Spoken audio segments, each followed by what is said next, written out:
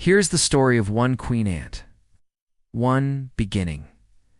Among countless larvae, one is chosen to become the queen. Deep in the underground nest, amidst a bustling city teeming with thousands of worker ants, there's a special chamber where a tiny larva is being raised. This is no ordinary larva.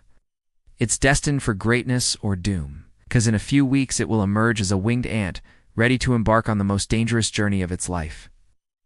Worker ants, the unsung heroes of the colony, tirelessly guard and nurture this precious cargo, ensuring its survival. Day and night they fan it to keep it warm, feed it with the finest proteins, and clean it so that it grows big and strong.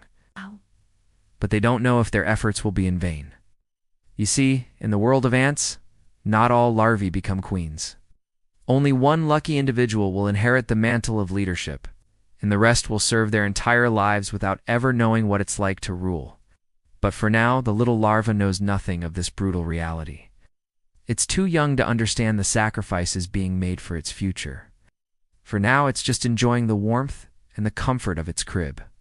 2. Maturity. After weeks of growth, the larva becomes a winged ant, ready for the most crucial journey of her life, the nuptial flight. As days turn into weeks, the larva undergoes a remarkable transformation. Its soft, squishy body hardens and develops wings and legs. Soon, it's no longer just a larva. It's a full-grown winged ant, capable of leaving the nest and venturing into the outside world. But before it does so, it must wait for the right time. See, in the world of ants, there's a special season for mating flights. It's called the nuptial flight. And it only happens once a year, when the weather is just right. The air is warm, the sky is clear, and the flowers are blooming. It's the perfect time for the ants to mate and lay the foundation for the next generation. So the young ant must be patient and wait for the signal from its colony mates. When the time is right, it will emerge from the nest along with hundreds of other winged ants, and together they will dance in the air, searching for the one they're destined to mate with. But even if successful, this union will only last a few minutes. Afterwards, the males will die, but the females will return to the nest, shedding their wings and legs along the way. They will spend the rest of their lives in the dark, giving birth to new ants and laying the foundation for the growth of the colony. And although they may never see the sunlight again, they will be the ones to carry on the legacy of their colony, ensuring that its story continues for many years to come. 3. The wedding of ants. In this brief yet decisive flight, the queen mates only once in her entire life. Afterwards, she falls to the ground, sheds her wings, and enters a new chapter, becoming the mother of an entire empire. Under the bright sun, hundreds of male and female winged ants take to the sky. They fly around each other, forming a swirling mass of insects. Amidst the chaos, the young queen searches for her one true love, the one whose genetic material will combine with hers to create the next generation of ants. Suddenly, she spots him, a dashing young male with strong wings and a determined look in his eyes. He dives towards her, and in a flash, they're joined together in the ancient ritual of mating. The male ants transfer his genetic material to the queen, ensuring the continuation of the colony's bloodline. But this union is not without its challenges. There are rivals, other males who want to mate with the same queen and ensure that their genes are passed on. But the young male is determined to protect his mate. He fights off the competition, ensuring that she remains his and his alone. Once the deed is done, the male ant completes his purpose and dies, crashing to the ground below. The queen, now pregnant, descends slowly, shedding her wings and legs along the way. She crawls into a small crevice in the ground, preparing to lay her first batch of eggs. Her journey from larva to queen to winged ant to egg layer is complete. Now she can finally begin her new life as the mother of an entire empire. 4. Founding a new nest. Alone, the queen digs a small chamber underground. She survives on her body's fat reserves and the energy from her discarded wings.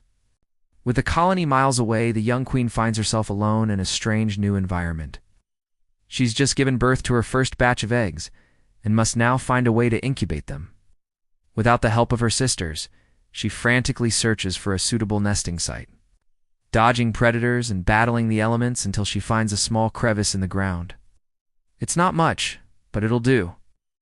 She crawls inside and begins to dig, creating a small chamber where she can lay her eggs and care for her young. At first, it's tough going. The soil is hard and her mandibles are small and weak. But she presses on, driven by instinct and the need to survive. As the chamber grows, so does her colony. She lays more eggs, and soon there are dozens, then hundreds of larvae wriggling inside the nest. But the young queen is still alone. She hasn't found any food for herself or her children, so she relies on her fat reserves to keep her alive.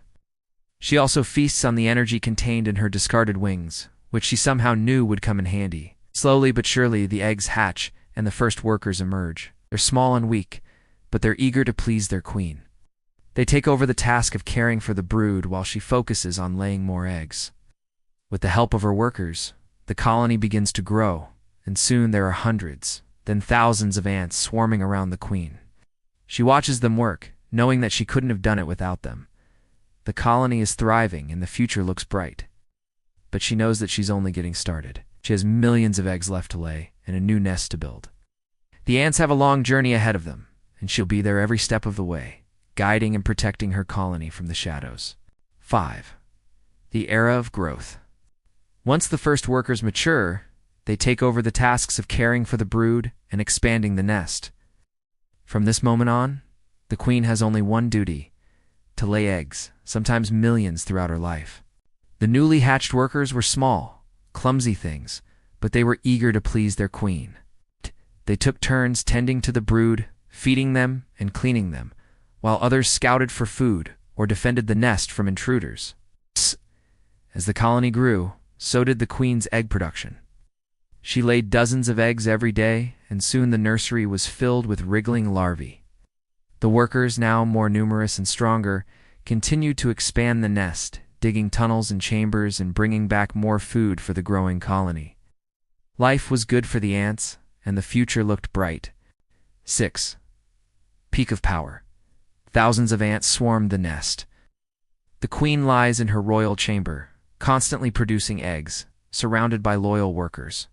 Years turned into decades, and the colony flourished under the guidance of the wise and benevolent queen. Thousands of ants swarmed the nest, their tireless efforts creating a bustling metropolis of tunnels, chambers, and storerooms.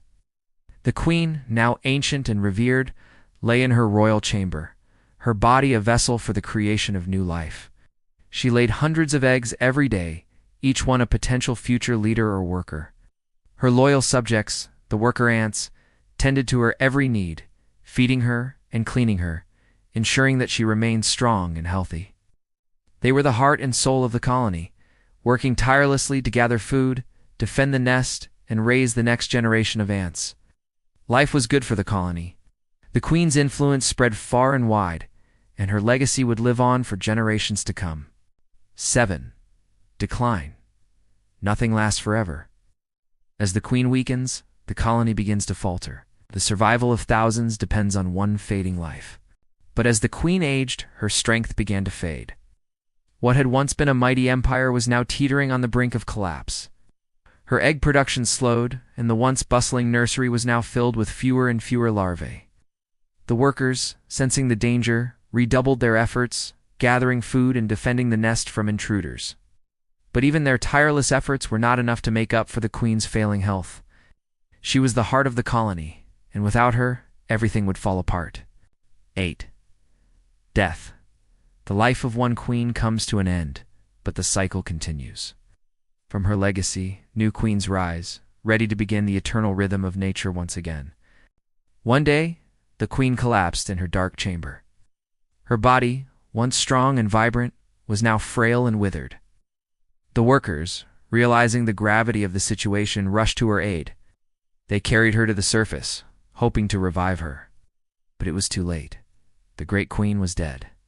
Her reign had come to an end, and with her, the colony's golden age had come to an end.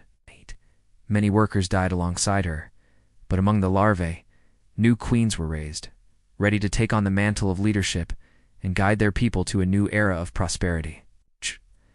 The colony staggered on, but it would never be the same again. The death of their queen had dealt a blow from which they might never fully recover.